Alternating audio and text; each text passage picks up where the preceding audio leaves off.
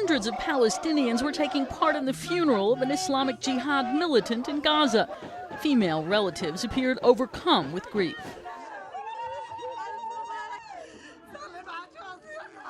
Israel's military said he'd been killed by a missile strike from one of its aircraft as he was riding a motorcycle in southern Gaza. The military claims he'd been planning a major attack on Israel.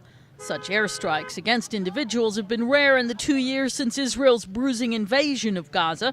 But Defense Minister Barak, on a visit to a southern base, warned there'd be more if attacks on Israel continue.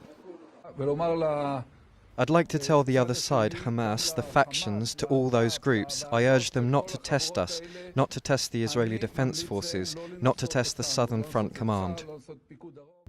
Israel said it did destroy 3 targets in Gaza Wednesday, responding to rocket and mortar fire from across the border.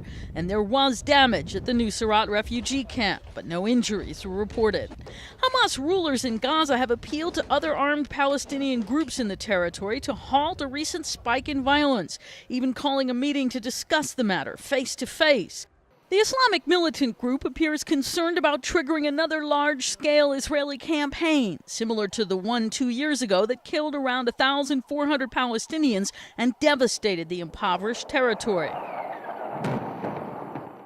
But rocket fire and Israeli retaliation have continued, despite similar Hamas calls in recent weeks. And despite the calls and a fresh warning from Israel's prime minister, Islamic Jihad was vowing revenge for the latest killing. It said it will retaliate at the proper time.